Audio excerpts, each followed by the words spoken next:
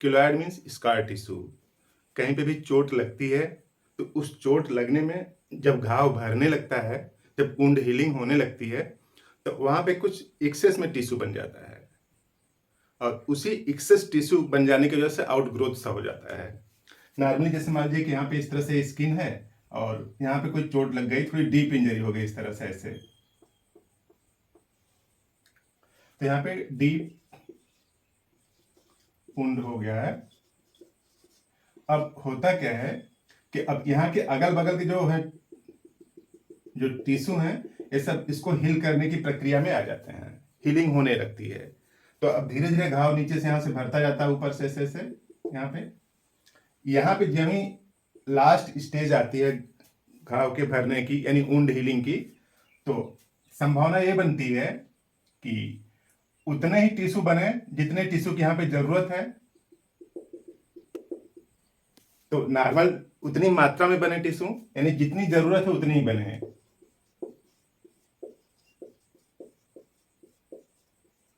उतनी बने,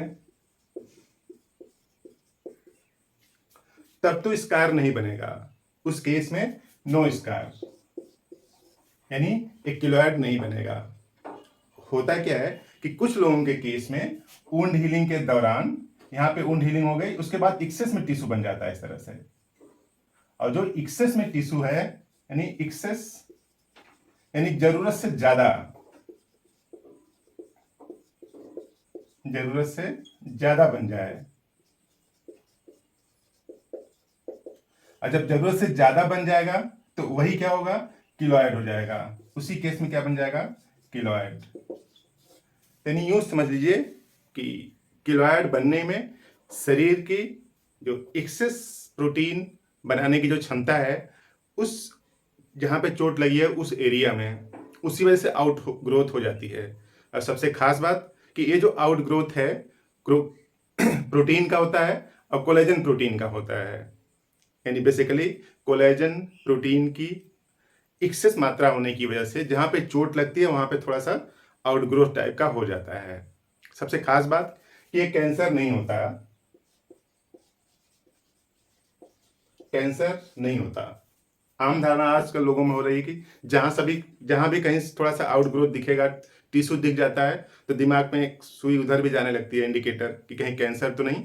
तो आप ये समझ लीजिए कि जो किलोइड है वो कैंसर नहीं है। और सबसे खास बात, कैंटाजियस भी नहीं है।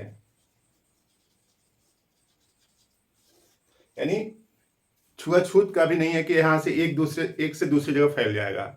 यानी छुआछूत की भी बीमारी नहीं है, कैंसर नहीं है, छुआछूत की बीमारी नहीं है। मतलब एक आदमी को हुआ है तो दूसरे आदमी को नहीं जाएगा, और किसी फादर को हुआ है तो बेटे को नहीं जाएगा।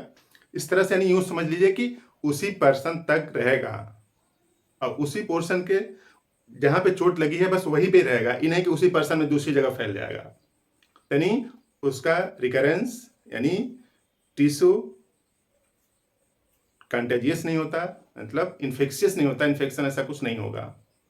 तो घबराने की कोई बात नहीं है कि कैंसर है। तो किलोइड कैंसर नहीं होता है। और कुछ लोगों के केस में क्या होता है कि बोलते हैं कि किलोइड की साइज बढ़ती जा रही होती है। तो बढ़ती जा रही होती है तो उसके पीछे का कारण क्या है कि वुंड हीलिंग प्रक्रिया ठीक नहीं थी। मतलब इस तरह से यूं समझिए कि यहाँ पे वुंड हीलिंग हो गई, फिर यहाँ से थोड़ा टिश्यू बन गया, बाहर से हम लोगों को लगता है कि वुंड हील हो गया, लेकिन यहाँ पे कुछ पोर्शन लोकलाइज बचा रहता है। तो अब लोकलाइज बचा रहता है तो वो ठीक से हील हो ही नहीं पाता। देखिए हीलिंग की प्रक्रिया क्या है कि यहाँ से चोट लगी है इस तरह से, तो हीलिंग यहाँ से स्टार्ट हो, यहाँ से धीरे धीरे ऐसे से बढ़ते बढ़ते यहाँ तक ऐसे से ऊपर आए। और अगर किसी केस में हीलिंग यही से हो गई, यानी ऊपर के टिश्यू ठीक हो गए और नीचे यहाँ पे हीलिंग नहीं हुई है, तो अब वो खतरनाक है। यानी ऊपर हील हो गया है और नीचे से क्या है कि टिश्यू अभी डैमेज ही है, वहां पे चोट है अभी, तो अब वो खतरनाक है। होता क्या है कि अब बार बार निकलेगा यहाँ से, या तो तोड़ के निकल जाए इसको, यहाँ जो जो डैमेज टिश्यू है तोड़ के निकल जाए। अगर लोड निकल नहीं पाता तो शरीर क्या होती है, उसको ठीक करने की प्रक्रिया चलाती रहती है, यहाँ पे प्रोटीन बनाता रहेगा, प्रोटीन बनाता रहेगा। तो जो किलोइड है उसकी ग्रोथ क्या होती रहेगी, इस तरह से बढ़ती रहेगी। जैसे कुछ लोग फिस्टुला का ऑपरेशन करवा लेते हैं, तो फिस्टुला के ऑपरेशन के बाद, जैसे फिस्टुला क्या होता है, एक बाईपास ट्रैक होता है। जैसे मान लीजिए एनस है इस तरह से, अब एनस में बेसिकली स्टूल इधर से पास होता है। अब होता क्या है कि इधर की जो ग्लैंड है उन सब में इन्फेक्शन की वजह से एक बाईपास ट्रैक्ट बन जाता है इस तरह से, ऐसे ऐसे एक ट्रैक बन गया इधर से, तो इधर से क्या होता है, स्टूल पस मवाद ये सब आता रहता है। तो ये फिस्टुला है, यानी फिस्टुला इस तरह से मान लीजिए बाईपास है। तो अब होता क्या है कि इसको सर्जरी किया, तो जैसे मान लीजिए इधर सर्जरी करके यहाँ तक इसे ठीक कर दिया, लेकिन इधर से टिश्यू तैसे आ ही रहा है, खराब मटेरियल इधर से तो आ ही रहा है, तो ये तो ठीक हुआ नहीं। होम्योपैथिक दवा इसको इधर से दोनों तरफ से ठीक कर देती है, यानी पूरा हीलिंग प्रक्रिया यहाँ से स्टार्ट होगी, इस तरफ पहुंचेगा, फिर यहाँ से स्टार्ट होगी इस तरह से। तो होम्योपैथी से फिस्टुला ठीक हो जाता है। तो यानी होम्योपैथिक अगर दवा आप लेते हैं तो टिश्यू ठीक तरीके से, नेचुरल तरीके से भर जाएगा। इस तरह से स्कार की कुछ में आउटग्रोथ होती रहती है, और होम्योपैथी में दवाइयाँ हैं इसके लिए, स्कार को ठीक करने के लिए। और दवाइयाँ कौन कौन सी हैं, कैसे लेना है, देखते हैं अभी। अगर ट्रीटमेंट की बात करें तो कुल बेहतरीन 4 दवाइयों के बारे में यहाँ पे बताया जा रहा है। स्कार या किलॉइड को ठीक करने के लिए दवाइयाँ तो और हैं, लेकिन जितनी भी दवा हैं उसमें से 4 बेहतरीन दवा के कम्बिनेशन को यहाँ पे बताया जा रहा है।